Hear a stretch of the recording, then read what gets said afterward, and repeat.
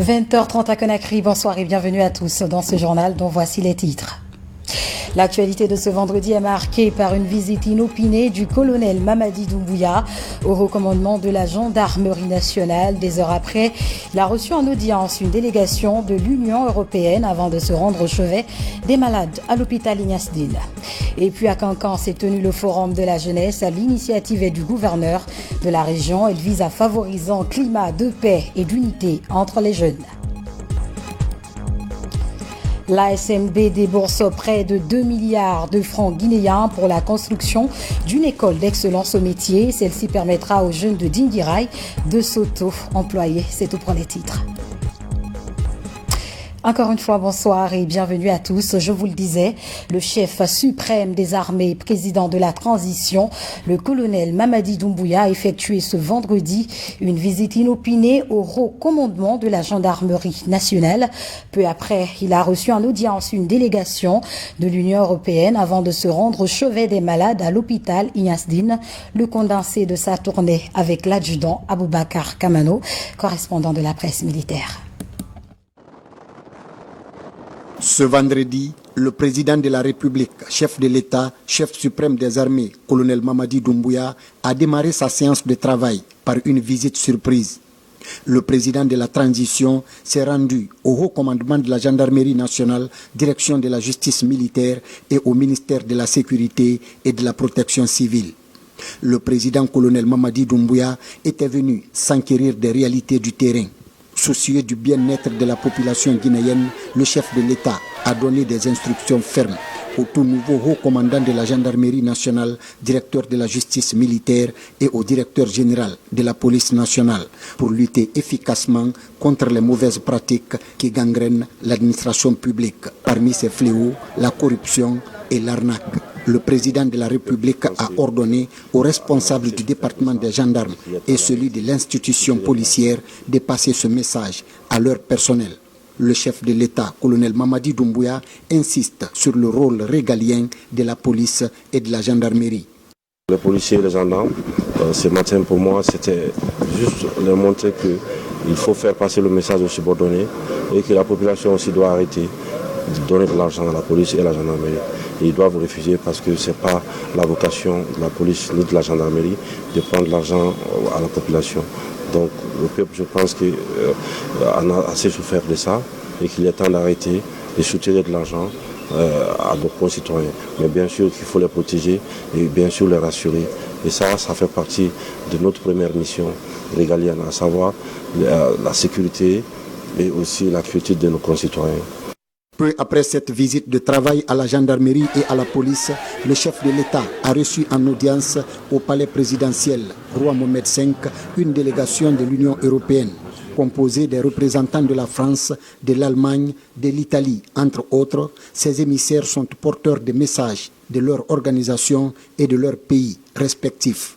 Nous comprenons que la situation n'est pas facile actuellement à gérer. Comme vous l'avez dit, Monsieur le Président, les errements de la gouvernance précédente avaient déjà été signalés par nous en privé, semi-public et même en public. Et donc, nous avons effectivement une idée très claire de la situation de votre pays jusqu'à tout récemment.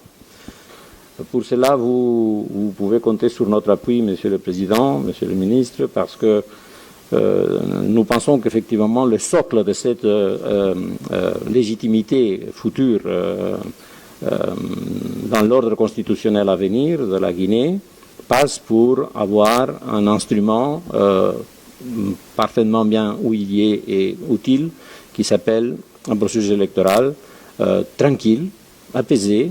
Ça ne doit pas être traumatique comme il a été malheureusement dans certains moments de l'histoire. Nous attendons la mise en place de tous ces organes, y compris de son gouvernement, parce que c'est à partir de là que nous connaîtrons la feuille de route et le plan d'action dans lesquels nous pourrons trouver des niches où nous pourrons effectivement contribuer. Nous espérons que ceci sera rapidement fait et nous nous empresserons à avoir un dialogue avec vous pour savoir les modalités de cette coopération. Nous représentons nos pays, mais aussi tous les acteurs de nos pays qui ont un intérêt un intérêt à travailler avec la Guinée. Les acteurs, avec notre soutien et notre accompagnement aussi, pourront continuer à travailler en Guinée et nous l'espérons bien. Dans la continuation de la dynamique des relations de coopération entre la Guinée et ses pays amis, le président de la République, président de la transition, chef suprême des armées, colonel Mamadi Doumbouya, réitère la détermination de son équipe à renforcer davantage les liens d'amitié et de partenariat entre la Guinée et les 27 pays de l'Union européenne, mais aussi avec les partenaires bi- et multilatéraux. Ces dernières années, le pouvoir d'État a été personnalisé et l'administration publique politisée. La justice était instrumentalisée et les droits et libertés publiques confisqués. L'appauvrissement des populations s'est accentué par des mesures inopportunes. C'est face à ces périls que le Comité national du Rassemblement pour le développement a décidé de prendre ses responsabilités pour ouvrir une ère nouvelle à la Guinée, une ère d'unité et de rassemblement autour de l'essentiel, une ère de liberté, d'espoir et d'espérance pour tous les Guinéens. Il s'agit de réconcilier les Guinéens et de bâtir des institutions fortes, gage de démocratie, de l'état de droit et de bonne gouvernance. Il s'agit aussi de refonder l'administration pour se faire un levier de développement et d'édifier les bases d'une justice d'indépendance et accessible à tous. Je voudrais encore une fois vous donner des éléments de compréhension de la situation qui vivait notre pays. À la lumière de ces consultations que nous avons organisées avec les acteurs de la vie nationale, nous avons élaboré et promulgué une charte de la transition dont les organes sont en voie d'être mis en place. Nous sommes conscients que la question du délai de la transition cristallise les débats et les attentions. Sur ce sujet, je voudrais réitérer devant vous, messieurs les ambassadeurs, que notre volonté ferme et inaltérable est de mettre les Guinéens ensemble pour décider de l'avenir qu'ils souhaitent pour leur pays et des fondations irréversibles qui doivent être posées pour ce faire. C'est en tenant compte de cette exigence qu'un chronogramme réaliste et consensuel sera élaboré avec l'ensemble des forces vives du pays. Dans cette œuvre, nous espérons bénéficier de l'accompagnement de l'Union européenne.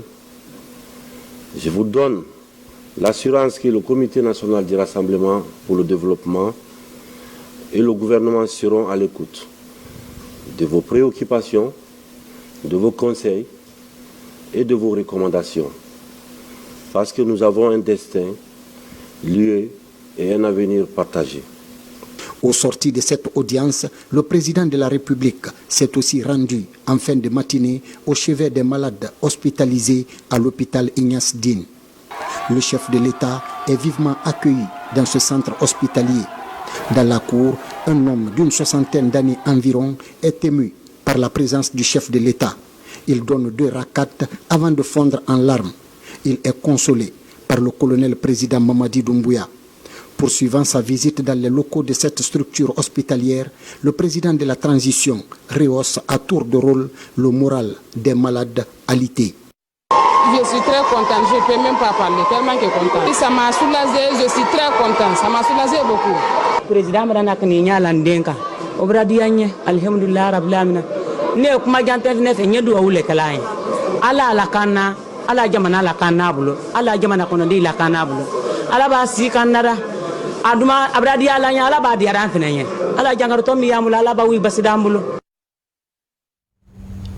Dans l'actualité toujours, le Premier ministre, chef du gouvernement, est arrivé ce vendredi à Accra pour une mission de travail dépêchée par le chef de l'État, le colonel Mamadi Doumbouya. Mohamed Beavogui, à la tête d'une forte délégation, a été reçu par le président en exercice de la CEDEAO, Nana Akufo-Addo. Il a été question de lui faire part de l'évolution du processus de transition en Guinée et solliciter l'accompagnement de l'institution ouest-africaine.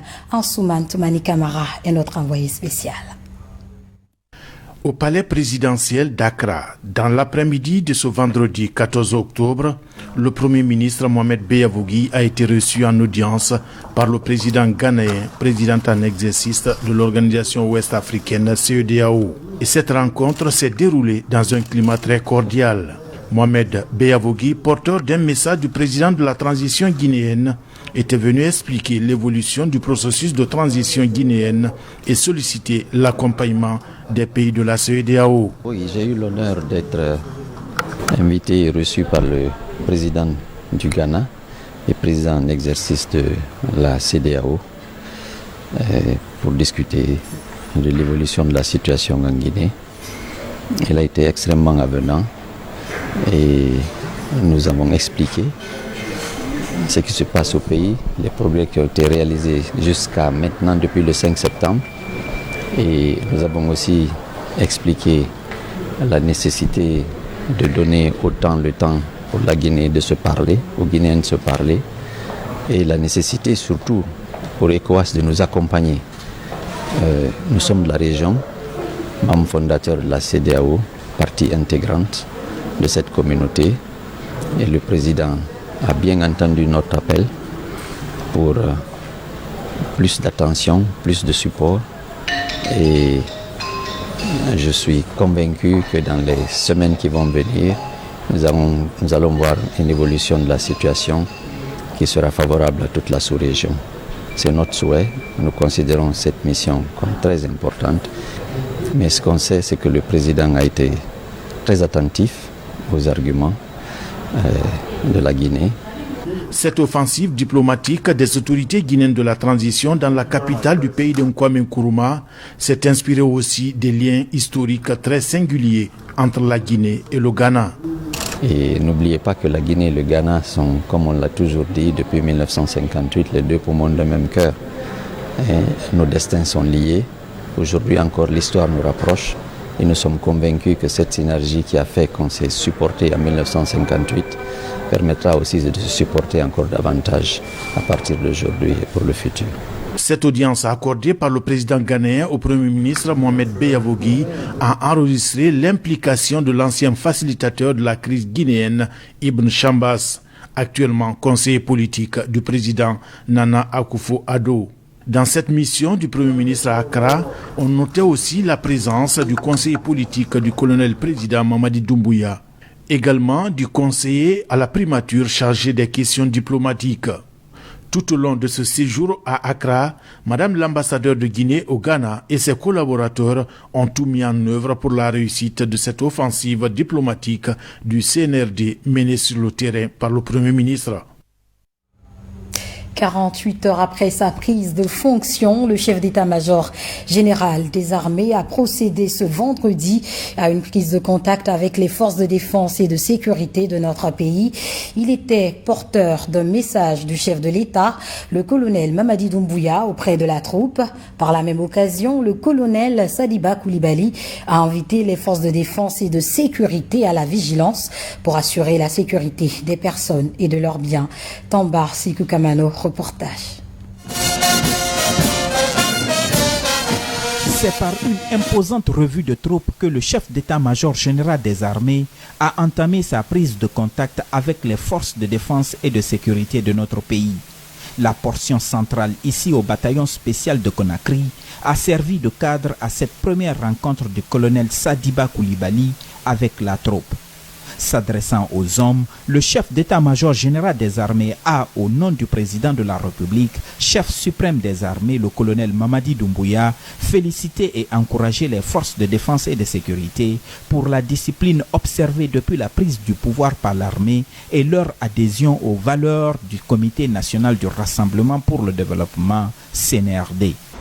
Le président m'a chargé de vous féliciter, de vous remercier pour l'adhésion et la discipline que vous avez observée depuis le 5 septembre. Sans vous tous, rien n'allait être possible. Nous vivons aujourd'hui dans cette nouvelle ère parce que vous l'avez voulu. Il m'a chargé de vous remercier.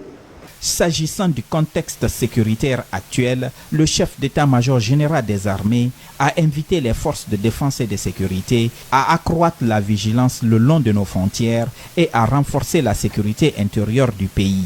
Le président a un ambitieux programme pour cette armée. Il faut qu'on s'aime, il faut qu'on se pardonne pour créer vraiment une véritable cohésion. Il ne devrait pas avoir de démarcation artificielle, policiers, douanes, gendarmes ou bien armée de terre, non. Forces spéciales, non. C'est les forces de défense et de sécurité. Le président compte entièrement sur vous. Aimons-nous, respectons-nous. Et il faut aussi qu'on se dise la vérité. Tout cela doit s'ajouter sur la vérité. C'est la vérité qui fait progresser. Restez sereins. Nous comptons sur vous, sur vos prières, sur vos bénédictions et surtout, sur vos critiques objectives. Après le bataillon spécial de Conakry, le chef d'état-major général des armées s'est rendu au lieu dit Kankodrome, au pied du mont Kakoulima, dans la préfecture de Dubreka. Ce site abrite la tombe du feu colonel Kamandjabi, ancien chef d'état-major, mort en 1969. Nous sommes ici sur l'instruction du chef suprême des armées, le président de la transition, le colonel Mamadi Doumbouya. Il nous a mandaté de venir pour regarder le site. Ici, comme vous le savez tous, il y a un brillant officier de l'armée guinéenne qui est couché ici.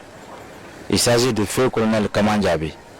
On ne peut pas parler de l'armée guinéenne sans parler du colonel Kamandjabi pour le rôle qu'il a joué dans la création de notre armée. On ne peut pas avancer en piétinant notre histoire. Il faut qu'on lise notre histoire et il faut qu'on l'assume.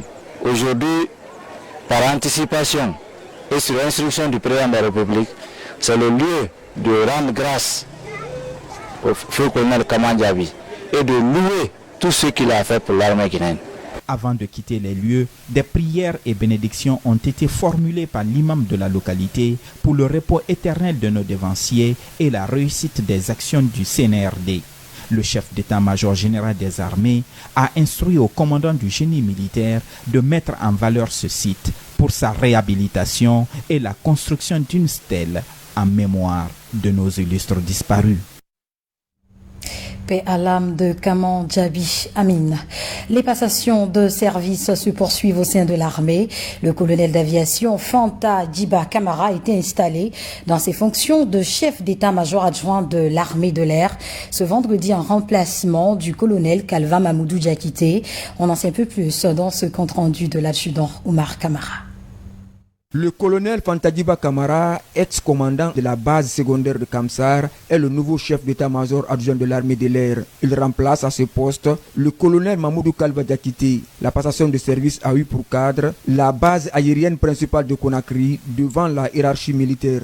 Au nom de Monsieur le Président de la Transition et en vertu des pouvoirs qui me sont conférés, vous reconnaîtrez désormais comme chef d'état-major adjoint de l'armée de l'air, le colonel Fanta Djiba Camara, ici présent. Et vous lui obéirez sous les ordres de son chef en tout ce qu'il vous commandera pour le bien du service, l'exécution des règlements militaires et l'observation des lois dans l'intérêt supérieur de la nation. Colonel Mamoudou Kalva Diakité quitte le poste du chef d'état-major adjoint de l'armée de l'air après 2 à 9 mois de service. Il invite ses compagnons d'armes à resserrer les rangs. Le colonel Fanta Djiba est un aviateur comme nous, un monsieur très humble, très sérieux. Et j'espère qu'avec lui, vous allez continuer le chemin ensemble pour essayer de faire épanouir l'armée de l'air. Et en toute honnêteté, je suis très content que ce soit lui qui soit venu diriger pour prendre aussi les rênes de l'armée de l'air. Le colonel Fantadiba Camara est un fruit de l'école militaire interarmée.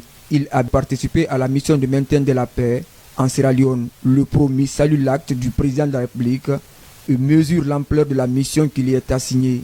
Vous me permettrez de remercier d'abord le Tout-Puissant, le bon Dieu, remercier mes parents, remercier en particulier le président du comité du Rassemblement et pour le Développement, président de la transition, commandant en chef des forces armées, pour avoir porté sa confiance sur ma modeste personne pour assumer la fonction de deuxième personnalité de l'armée de l'air, une unité aussi stratégique qui fait savoir que vraiment c'est une lourde responsabilité.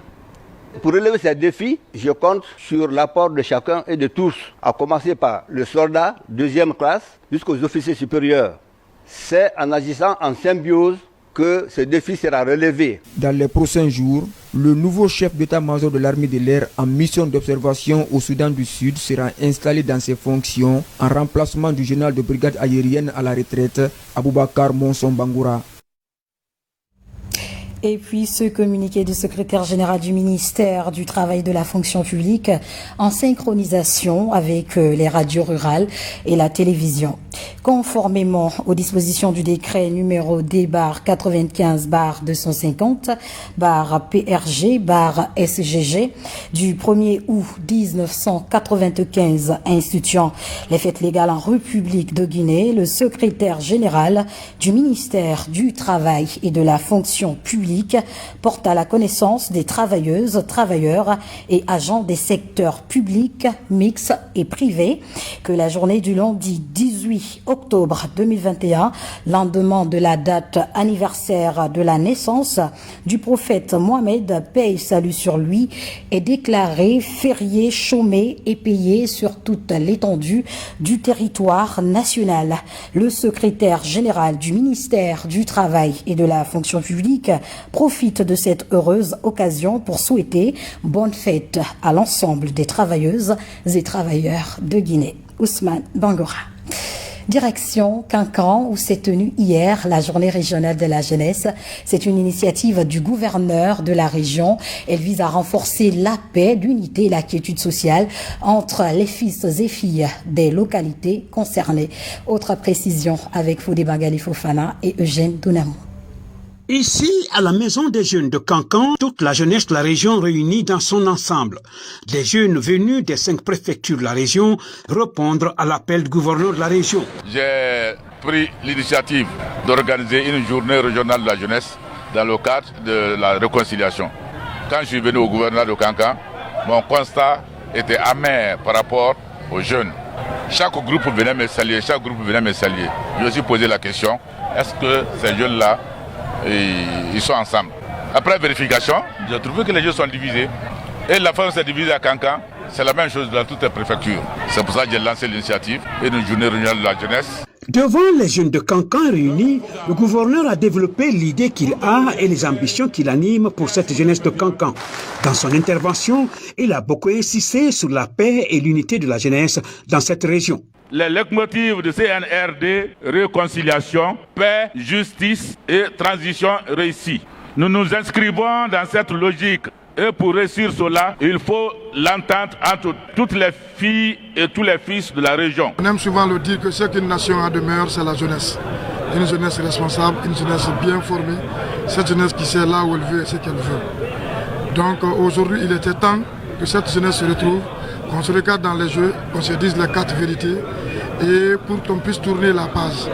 Et c'est vrai, il y a eu cette division qui est venue avec la politique, mais aujourd'hui, on doit tourner la page pour regarder rien que Kankan. Je profite de vos antennes pour saluer le leadership de monsieur le gouverneur. Nous nous réjouissons de cette initiative. Il est de notre responsabilité en tant que jeunes d'œuvrer à la promotion de la cohésion sociale, de la paix, gage d'un développement sérieux. Nous savons que les différentes crises politiques et sociales ont créé au sein de notre région des tensions entre des groupes de jeunes. Au-delà de tout, il y a un pacte républicain. C'est avec beaucoup d'enthousiasme et de satisfaction que les jeunes de la région ont accueilli cette rencontre. Nous poursuivons cette édition. Lutte contre le coronavirus. Près de 400 personnes âgées seront vaccinées les prochains jours. C'est un projet piloté par le ministère de l'Action sociale et soutenu par l'Organisation mondiale de la santé. Mohamed de Camara, reportage. La croisade contre le Covid-19 se mène au sein de toutes les couches sociales du pays. Un engagement que les personnes du troisième âge souhaitent concrétiser par une série de vaccinations contre la pandémie. Plus de 400 personnes âgées recevront bientôt les 2 doses du vaccin. Cette activité sanitaire bénéficie de l'appui de l'OMS. Ces couches vulnérables doivent éviter ces maladies parce qu'elles sont très graves. Alors pour cela, dans les 5 communes de Conakry, la Direction nationale de l'action sociale doit procéder à la vaccination de ces personnes âgées, qui va commencer bientôt. Pour les spécialistes, les personnes âgées constituent une frange importante de la population sensible à la maladie, d'où l'idée de les faire vacciner. Nous allons fêter les personnes âgées cette année en différé, et ça sera sous le sceau de la santé, c'est-à-dire lutter contre le Covid-19 dans les 5 communes de la capitale et certainement à l'intérieur du pays. Cette action se situe dans le cadre de la célébration de la Journée internationale des personnes âgées. Le souhait des États membres de reconnaître le rôle crucial des aînés à travers le monde et surtout sensibiliser l'opinion nationale et internationale aux problèmes et difficultés que pose le vieillissement. Et puis l'humanité célèbre le 16 octobre la journée mondiale de l'alimentation. Cette année, le thème retenu est agir pour l'avenir, améliorer la production, la nutrition, l'environnement et les conditions de vie. L'occasion est mise à profit pour expliquer la nécessité de la transformation des systèmes agroalimentaires. Nous vous invitons à suivre la déclaration du secrétaire général du ministère de l'Agriculture, commentée par Ousmane Ba. La journée mondiale de l'alimentation, célébrée chaque 16 octobre, commémore la création en 1945 de la FAO, Organisation des Nations Unies pour l'alimentation et l'agriculture. Une occasion de porter davantage l'attention sur la question de l'impact de la pandémie de Covid-19 sur les systèmes agroalimentaires mondiaux. Cette 76e journée mondiale a pour thème agir pour l'avenir, améliorer la production, la nutrition, l'environnement et les conditions de vie des populations. La journée mondiale de l'alimentation est le moment idéal pour expliquer en quoi la transformation des systèmes agroalimentaires nous concerne tous et se rattache au quotidien de chacun de nous. À l'occasion de cette 76e journée, la FAO interpelle tous les pays à œuvrer en faveur de certains concepts clés. C'est pour amener le monde à agir ensemble et assurer l'égalité des chances en utilisant les politiques et investissements pour réduire les inégalités. Les hommes et les femmes travaillant dans l'agriculture, l'élevage, la pêche ou l'environnement peuvent apporter des changements quotidiens qui contribuent à un monde libéré de la faim. Il s'agit entre autres de gérer les ressources naturelles durablement et efficacement et diversifier les cultures, s'adapter aux changements climatiques, réduire les pertes après récolte, rechercher des technologies au service des agriculteurs, pratiquer un élevage durable et une pêche responsable. En Guinée, la journée sera marquée par des remises de semences et intrants aux différents groupements qui s'illustrent dans les domaines agricoles et de l'élevage. Insertion socio-professionnelle des jeunes à Dinguiraye. La SMD mise sur la qualification des jeunes. Les travaux de construction d'une école d'excellence au métier viennent d'être lancés à Siguériné, financés à hauteur de 2 milliards de francs guinéens. Cette école permettra à plusieurs jeunes de la localité de s'auto-employer. Mamadi Terna Kamisoko. Sur ce vaste domaine, une école professionnelle d'excellence au métier sera construite dans la sous-préfecture de Siguériné. Les travaux sont lancés par la société minière de Dinguiraye SMD devant la notabilité et la jeunesse de Baraka fortement mobilisée. D'un coût de réalisation de près de 2 milliards de francs guinéens, le futur centre de métier, dont la maquette est enfin dévoilée, séduit une communauté frappée par l'orpaillage traditionnel et le chômage des jeunes. L'initiative dont ils ont mis en place, non seulement, même si la SMD n'est pas là aujourd'hui, cette école doit toujours continuer à servir la jeunesse de la localité. Nous apprécions très bien, nous sommes très contents. La jeunesse de Baraka entière est totalement contente sur le geste dont la SMD a fait pour nous. La réalisation de ces offrandes par la société dans notre communauté est pour nous l'un des plus beaux cadeaux de son existence au sein et un acte majeur de sa détermination à œuvrer pour le développement avec la qualité de réalisation qui s'avère être à la hauteur de nos attentes. Il est prévu dans cette école 4 salles de formation. La chaudronnerie, la maçonnerie, la plomberie ou encore le carrelage. L'une des priorités de cette communauté, c'est l'emploi. Et pour qu'il y ait l'emploi, il faut qu'il y ait cette adéquation des ressources qu'on trouve sur place. C'est dans cette perspective que nous avons essayé de construire une école de métier, une école professionnelle pour créer des emplois dont la SMD aura besoin dans les années à venir. Encourager aussi la société à bien travailler pour la communauté. Parce que si tu entends la société, ils sont sur la terre des citoyens.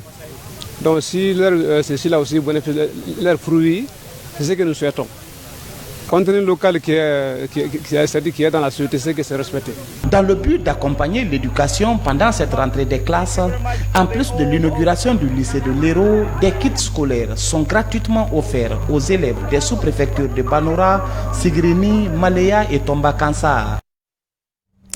Et pour finir, une campagne d'information a été lancée mercredi dernier à Conakry. Elle permet aux citoyens d'apprécier l'élaboration et l'exécution budgétaire de leur collectivité ou de l'État. L'initiative est des acteurs de la société civile. Bernard Tonguino. C'est une rencontre d'échange entre cadres étatiques et citoyens sur l'information budgétaire.